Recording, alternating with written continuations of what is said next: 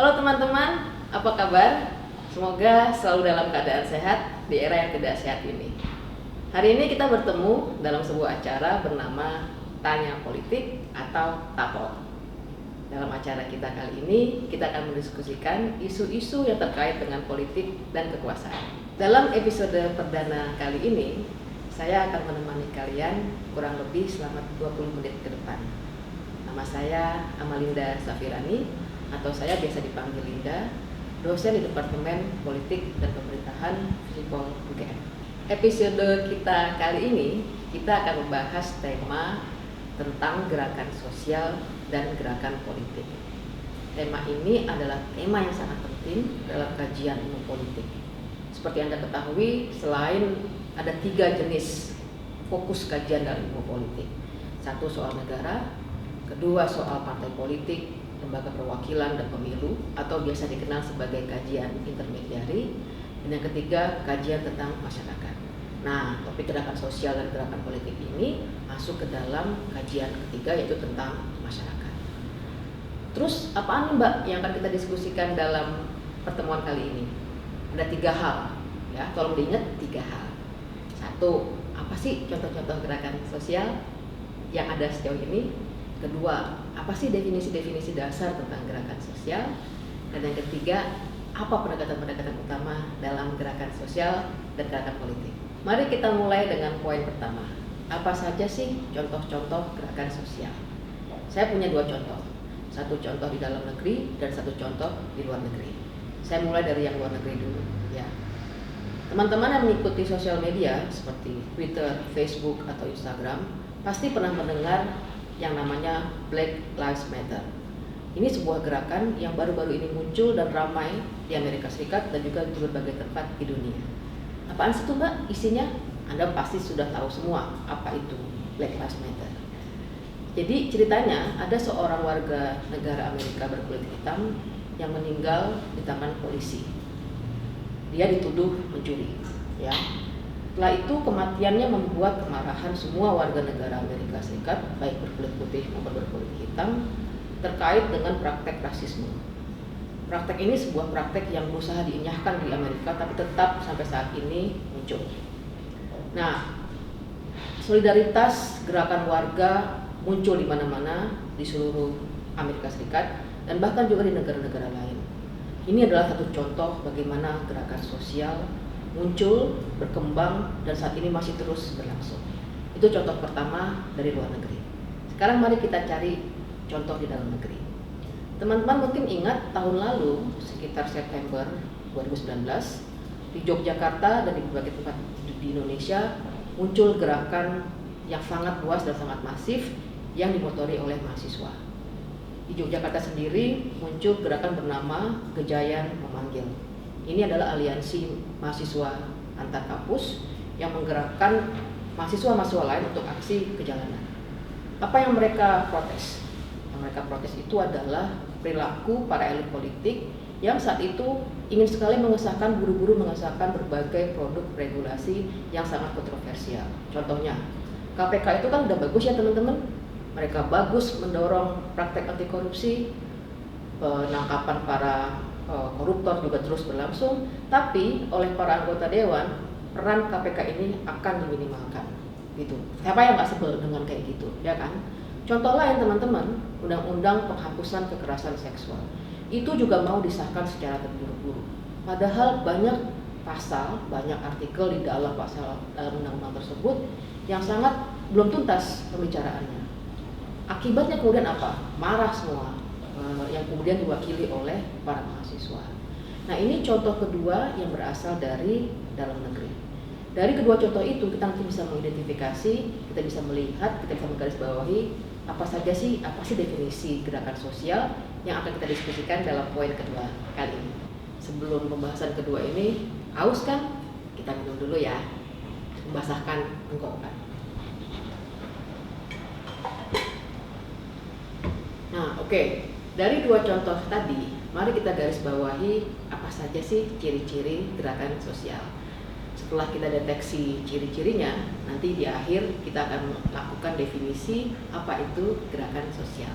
Ya, Kalau dari 2 contoh tadi, setidaknya ada 5. Banyak amat Mbak, 5? Iya, ada 5 ciri dari gerakan sosial. 1, gerakan sosial itu dilakukan oleh warga negara. Bisa nggak Mbak Menteri Presiden aksi? Ya, secara warga negara dia bisa, tapi kebanyakan ini adalah gerakan masyarakat atau gerakan warga atau gerakan citizens. Itu 1. Tolong ingat-ingat ya. 1 dilakukan oleh warga. Saya lihat itu catatan saya. Yang kedua, gersos itu selalu dikerjakan bersama-sama atau collective action. Bisa nggak Mbak, saya mau bikin gersos tapi saya sendirian? Kita nanti akan diskusikan itu secara mendalam ya. Yang ketiga, gersos atau gerakan sosial selalu memiliki tujuan. Jadi Anda nggak bisa atau teman-teman nggak bisa muncul di boulevard tapi nggak punya tujuan. Gitu. Dia selalu punya tujuan. Ciri keempat adalah gersos itu punya strategi. Misalnya tadi dalam diskusi kita di 2 contoh itu selalu ada strategi, misalnya menggunakan sosial media, misalnya menggunakan strategi turun ke jalan, misalnya menggunakan strategi yang lain. Gitu. Artinya gerakan sosial tidak bisa tidak harus punya strategi karena dia punya tujuan. Nah, yang terakhir, gerakan sosial itu selalu terkait dengan isu publik. Apaan sih Mbak isu publik? Isu publik itu adalah isu yang menyangkut kepentingan bersama. Kok berat banget Mbak? Oke, saya ulang ya, biar ingat. Apa saja ciri gerakan sosial? Gersos itu dilakukan oleh warga negara. Gersos itu dilakukan secara bersama-sama. Gersos itu memiliki tujuan. Gersos itu memiliki strategi. Dan gersos itu memiliki atau terkait dengan isu publik. Tolong ingat-ingat ya 5 contoh itu, karena kita akan kembali mendalami satu persatu. Mari kita perdalam contoh-contoh yang tadi sudah kita deteksi terkait dengan ciri gerakan sosial. Anda misalnya, teman-teman misalnya tanya sama saya, Mbak, kalau saya putus sama pacar, bisa nggak Mbak saya bikin gerakan sosial? Gimana menurut Anda? Menurut teman-teman, bisa nggak? Itu isu publik atau bukan? Tapi saya rame-rame Mbak putusnya. Satu angkatan saya misalnya 2019 gitu, putus semua sama pacarnya. Bisa nggak Mbak jadi gerakan sosial? Nah, itu terkait dengan ciri di gerakan sosial yang kelima, isu publik. Yang paling kita tanyakan ke diri kita, ini isu publik bukan sih? Kalau menurut saya itu isu privat. Percintaan Anda dengan pacar itu isu privat, bukan isu publik. Ya, sehingga dalam konteks itu dia belum masuk sebagai gerakan sosial. Tapi saya rame-rame Mbak mau aksi di boulevard, memang masuk tuh ciri collective actionnya, masuk juga ciri bahwa Anda warga negara. Tapi dari segi isu, siapa yang mesti mikirin? Apakah DPR RI perlu mikirin Anda putus cinta atau putus pacar? Kan enggak. Sehingga contoh itu belum pas sebagai gerakan sosial gitu. Contoh kedua, Mbak, saya tuh sering loh Mbak dicolek-colek di saat naik transportasi publik, seperti kalau di Jakarta ada MRT atau KRL. Saya sering colek-colek tuh Mbak sama cowok-cowok gak jelas. Itu isu publik bukan? Gimana kalau menurut Anda? Kalau menurut teman-teman? Kalau menurut saya itu isu publik. Kenapa? Pertanyaannya kan kok bisa sih para cowok-cowok itu iseng atau jahil banget megang-megang mbak-mbak atau ibu-ibu atau perempuan di tengah kondisi KRL yang penuh? Kenapa bisa mereka mau melakukan itu? Kenapa bisa berani-beraninya mereka melakukan itu? Mungkin teman-teman sering dengar apa yang namanya kultur patriarki. Ini agak sulit sebagai sebuah konsep. Tapi itu kira-kira adalah kultur yang mengobjekkan perempuan. Perempuan itu objek, bisa dipegang-pegang, disuit-suitin, diledekin gitu dan dengan terkait dengan tubuhnya gitu. Nah, patriarki itu adalah kultur yang sangat dominan, tidak hanya di Indonesia, tapi juga banyak di negara-negara lain yang seolah-olah membolehkan atau membiarkan perempuan itu dicolek-colek. Itu adalah isu publik. Ya, sekarang ini kalau teman-teman ikuti Twitter, lagi rame banget dengan sebel sama anggota DPR RI yang ingin menarik rancangan RUU PKS, ya tadi penghapusan kekerasan seksual dari prolegnas. Artinya kemungkinan besar tidak akan dibahas. Ini lagi rame banget, banyak public figure yang protes gitu. Kok bisa undang-undang ini akan ditarik? Kok bisa hal yang sangat penting ini ditarik dari pembahasan? Nah, itu contoh betapa beberapa kasus itu sangat terkait dengan gerakan sosial. Jadi kalau tadi dua contoh itu digabung, satu putus cinta, kedua kita perempuan dicolek-colek di tempat publik dalam kondisi yang sangat ramai seperti di KRL, itu Anda terasakan perbedaannya. Yang satu terkait dengan isu pribadi Anda, ya.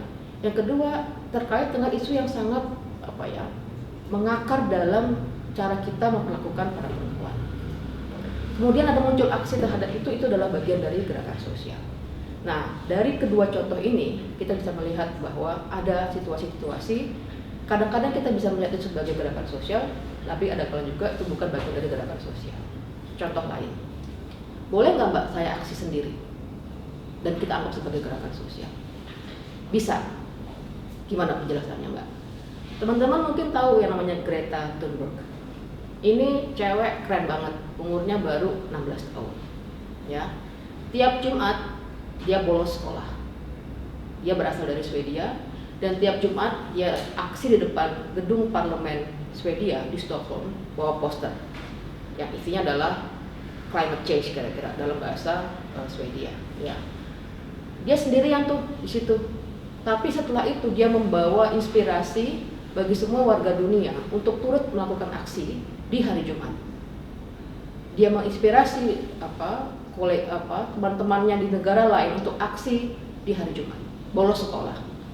Senang lah sebenarnya bolos sekolah, tapi bukan soal bolosnya yang menurut saya penting. Bagaimana seorang anak muda berusia 16 tahun menginspirasi begitu banyak orang di seluruh dunia untuk turut bergabung mendorong anti perubahan iklim atau mendorong pemerintah, politisi, negara untuk terus mengambil kebijakan-kebijakan yang agresif untuk menghentikan kerusakan lingkungan hidup. Ya, itu contoh di luar negeri. Dalam negeri ada nggak Mbak contohnya? Ada. Anda pernah dengar nggak aksi Kamisan? Aksi Kamisan itu dilakukan oleh seorang ibu yang kehilangan putranya saat aksi reformasi tahun 98. Aksi itu udah ratusan kali sekarang berlangsung. Setiap Kamis si ibu ini bawa payung hitam nongkrong di depan Istana Negara. Setelah dilarang oleh polisi, dia agak geser ke arah Monas. Ya, dan sampai sekarang aksi itu terus berlangsung. Yang tadinya sendirian, sekarang sudah banyak pengikut-pengikutnya yang bersolidaritas untuk mendukung gerakan sang ibu. Jadi aksi sendiri pun ketika dia menyangkut hal yang sangat publik, yang sangat penting, dia bisa menjadi atau menginspirasi menjadi gerakan yang lebih besar. Gitu. Kebayang ya kira-kira? Kalau masih bingung, silakan bertanya dalam kolom yang sudah kami sediakan.